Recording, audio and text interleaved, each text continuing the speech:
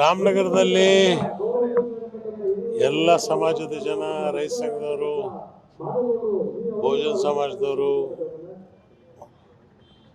ಬಾಬಾ ಸಾಹೇಬ್ ಅಂಬೇಡ್ಕರ್ ಮತ್ತು ಬಸವಣ್ಣನವರ ವಿಚಾರದಲ್ಲಿ ನಂಬಿಕೆ ಇರತಕ್ಕಂಥವ್ರು ಒಂದು ಸಭೆ.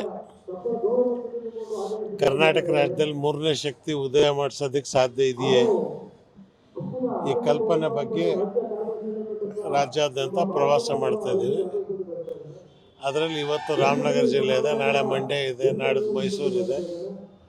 ಹಾಗಾಗಿ ಎಲ್ಲ ಕಡೆ ಪ್ರವಾಸ ಇದೆ. ನೋಡೋಣ, ಪ್ರಯತ್ನ ಮಾಡೋದು, ಫಲಾಫಲಗಳು ದೇವರಿಗೆ ಬಿಟ್ಟಿದ್ದು, ಜನರಿಗೆ ಬಿಟ್ಟಿದ್ದು. ಇಂಡಿಯಾ ಪಾಕಿಸ್ತಾನದ ನಡುವೆ ಯುದ್ಧ ಸೇನೆ ಹೇಳಿದ್ದು ನಾವು ಆಪರೇಷನ್ ಸಿಂಧೂರ ಮಾಡಿದ್ದೀವಿ, ಯಶಸ್ವಿ ಸಿಕ್ಕಿದೆ ಅಂತ. ಕೆಲವೊಬ್ರು ಕಾಂಗ್ರೆಸ್ ನಾಯಕರು ಅದ್ರ ಬಗ್ಗೆ ಅನುಮಾನ ವ್ಯಕ್ತಪಡಿಸ್ತಾರೆ. ಅನುಮಾನ ಕಾಂಗ್ರೆಸ್ಸಿಗೆಲ್ಲ, ದೇಶಕ್ಕೆ ಅನುಮಾನ ಇದೆ. 25 ಜನರನ್ನು ಕೊಂದು ಅವ್ರು ಬಂದು ಸುತೂತ್ರ ವಾಪಸ್ ಹೋದ್ರು ಅಂತ ಹೇಳಿದ್ರೆ ಸೆಕ್ಯೂರಿಟಿ ಎಲ್ಲಿತ್ತು? ಒಂದು ಪುಲ್ವಾಮಾ ಆಯಿತು, ಅದರ ಹಿಂದೆನೂ ಆಯಿತು. ಇದುವರೆಗೆ ಅದರ ಕಾರಣ ಏನು, ಮಾಡಿದವ್ರು ಯಾರು? 25 ಕ್ವಿಂಟಾಲ್ನಷ್ಟು ಮದ್ದು ಬಂತು ಅಲ್ಲಿಗೆ, ಯಾಕೆ ಹಿಡಿಲಿಲ್ಲ?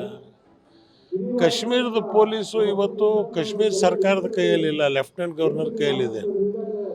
ಅವ್ರು ಉತ್ತರ ಕೊಡಬೇಕಾಯಿತು, ಇದುವರೆಗೆ ಅದಕ್ಕೆ ಉತ್ತರ ಕೊಡಲಿಲ್ಲ. ನಮ್ಮ ದೇಶದ ಸೈನಿಕರಿಗೆ ಪೂರ್ಣವಾಗಿ ನಾವು ನಮಸ್ಕಾರ ಮಾಡಬೇಕಾಗತ್ತೆ. ಆ ಸೈನಿಕರು ಇರೋದ್ರಿಂದ ಇವತ್ತು ದೇಶ ಉಳಿದಿದೆ, ಇಲ್ಲದ್ರೆ ನಾವು ಅಧೋಗತಿ ಹೋಗ್ತಿದ್ವಿ. ಅಂಥದ್ರಲ್ಲಿ ಇವತ್ತು ಕೇಂದ್ರ ಸರ್ಕಾರ ಒಂದು ಕಡೆ ವಿಫಲವಾಗಿದೆ ಅನ್ನೋಕ್ಕಂಥದ್ದನ್ನು ಎತ್ತು ತೋರಿಸ್ತಾ ಇದೆ. ಇದು ಶುರುವಾದ ತಕ್ಷಣಕ್ಕೆ ಮೋದಿಯವರಿಗೂ ಕೂಡ ಪೂರ್ಣವಾಗಿ ಬೆಂಬಲ ಕೊಡಬೇಕು. ಪ್ರತಿಯೊಬ್ಬರು ನಾವು ಕೊಟ್ವಿ. ನಾನು ಫಸ್ಟ್ ಸ್ಟೇಟ್ಮೆಂಟ್ ಮಾಡಿದೆ, ಮೋದಿ ಯಾವುದೇ ಪಾರ್ಟಿ ಇರ್ಬೋದು, ಬಟ್ ದೇಶದ ಪ್ರಧಾನಿ, ಅವ್ರಿಗೆ ನಾವು ಪೂರ್ಣವಾಗಿ ಸಹಕಾರ ಕೊಡ್ತೀವಿ ಅಂತ. ಆದರೆ ಇದ್ದಕ್ಕಿದ್ದಂಗೆ ಟ್ರಂಪ್ ಹೇಳ್ದ ಅಂಥೇಳಿ, ಡೊನಾಲ್ಡ್ ಟ್ರಂಪ್ ಹೇಳ್ದ ಅಂದರೆ ಯುದ್ಧ ನಿಲ್ಲಿಸ್ಬಿಟ್ರು. ಯಾರು ಟ್ರಂಪು? ಏನು ನಮ್ಮ ದೊಡ್ಡಪ್ಪನೇ, ಚಿಗಪ್ಪನೇ, ಬಡೇತಿದ್ದು ಇದೆಯಾ ಅವ್ರು? ಇದು 70 ವರ್ಷದಲ್ಲಿ ಯಾವ ಮುಂಡೆದು ನಮ್ಮ ದೇಶದಾಗ ಕೈ ಹಾಕಿಲ್ಲ. ಈ ಬಟ್ಟೆದು ಹೇಳೋದು, ಈ ಬಡೇತದ್ದು ಹೇಳ್ತು ಅಂಥೇಳಿ ಆ ಬಡೇತ್ ನಿಲ್ಲಿಸ್ಬಿಡ್ತಲ್ಲ. ಏನು ಕಾರಣ ಇದು? ಯಾಕೆ ನಿಲ್ಲಿಸಿದ್ರಿ? ಇಂದಿರಾ ಗಾಂಧಿ ಬಾಂಗ್ಲಾದೇಶನ ಹಿಡಿದ್ರು, 93,000 ಜನ ಸೈನಿಕರನ್ನು ಹಿಡಿದ್ರು.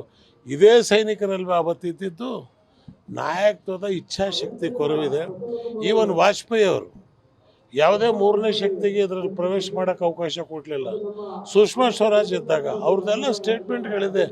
ಮೋದಿಯವ್ರು ತೆಗೆದು ನೋಡಿದ್ರೆ ಸಾಕು, ಅಚ್ಚೇ ದಿನ ಆಯಂಗೆ ಅಂತೇಳಿ ಟ್ರಂಪ್ ಕೈಯಲ್ಲಿ ಇವತ್ತು ಹೇಳಿಸ್ಕೊಳ್ಳೋ ಪರಿಸ್ಥಿತಿ ಬಂದುಬಿಡ್ತಲ್ಲ ನಮಗೆ ಅನ್ನಕ್ಕಂಥ ದುಃಖ ನಮಗಿದೆ.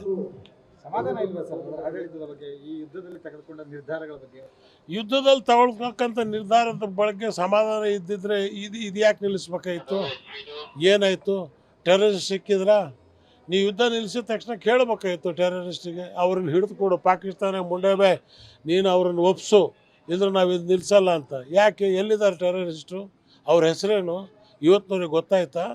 25 ಜನ ಸತ್ತರು. ದುರ್ದೈವ ಇನ್ನೊಂದು ಏನು ಅಂತ ಹೇಳಿದ್ರೆ, ಅಲ್ಲಿ ಪುಲ್ವಾಮಾ ಗಲಾಟೆ ನಡೆದ ತಕ್ಷಣ ಮೋದಿಯವರು ಸೀದಾ ಬಿಹಾರಿಗೆ ಚುನಾವಣೆಗೆ ಹೋದರು ನೋಡೋದಕ್ಕೆ. ಆದರೆ ಇಂಡಿಯಾದವರು ರಾಹುಲ್ ಗಾಂಧಿಯವರು ಸತ್ತವ್ರ ಮನೆಗೆ ಹೋದರು. ಇವತ್ತುವರೆಗೂ ಕೂಡ ಮೋದಿಯವರು ಸತ್ತಿರತಕ್ಕಂಥವ್ರ ಬಗ್ಗೆ ಹೋಗಿ ಒಂದು ಒಳ್ಳೆಯ ಮಾತು ಹೇಳ್ತಕ್ಕಂಥ ಕೆಲಸವನ್ನು ಅವ್ರು ಮಾಡಲಿಲ್ಲ. ಅದು ನೋವಾಗತ್ತೆ. ಅದರಿಂದ ಇವತ್ತು ದೇಶ ನಾವು ಯಾರ ಕೈಯಲ್ಲಿ ಕೊಟ್ಬಿಟ್ಟಿದ್ದೀವಿ ಅನ್ನೋಕ್ಕಂಥ ಚಿಂತೆ ಶುರು ಆಗಿದೆ. ಅದಕ್ಕೆ ಚಿಂತೆ ಮಾಡ್ತಕ್ಕಂಥದ್ದು. ಇವತ್ತು ಬಾಬಾ ಸಾಹೇಬ್ ಅಂಬೇಡ್ಕರ್ ಅವರ ಸಂವಿಧಾನ ಏನು ಪರಿಸ್ಥಿತಿಗೆ ಬಂದಿದೆ ಇವತ್ತು. ಪದೇ ಪದೇ ಖ್ಯಾತಿ ತೆಗೆಯುತ್ತೆ. ಯಾವುದೇ ಸರ್ಕಾರಗಳು ಕೂಡ ಈ ರೀತಿಯಾದ ಸಮಸ್ಯೆ, ಯಾವುದೇ ಸರ್ಕಾರ ಅಲ್ರಿ, ಈ 24 ಗಂಟೆಯಲ್ಲಿ ಒಳಗೆ ಹಾಕ್ಬೋದು ಮುಂಡೆ ಬೇಕು. ಯಾವ್ದು ಪಾಕಿಸ್ತಾನ ಹಿಡಿದ್ರೆ ನಿಂಬೆಹಣ್ಣು ರಸ ಹಿಂಡಂಗೆ ಹಾಕ್ಬೋದು. ಬಾಂಗ್ಲಾದೇಶ್ ಮಾಡಲಿಲ್ವೇನ್ರಿ? 90,000 ಜನ ಸೈನಿಕರನ್ನ ಹಿಡಿದು ಸರಿಯಾಗಿ ಹಿಡಿಲಿಲ್ವೇನ್ರಿ? ಆವಾಗ ನಮ್ಮ ಸೈನಿಕರು ತಾನೇ ಮಾಡಿದ್ದು. ಈಗ ಒಬ್ಬ ನರಪಿಳ್ಳನ್ನು ಹಿಡಿಯೋಕ್ಕಾಗಿಲ್ಲ ನಿಮ್ಗೆ ಅಲ್ಲಿಂದ. ಉಲ್ಟಾ ಹೋಗಿ ನವಾಜ್ ಶರೀಫ್ ಮನೇಲಿ ಇವ್ರು ಬಿರಿಯಾನಿ ತಿಂದು ಮೋದಿಯವರು. ಯಾರು ಕರೆದಿದ್ರು?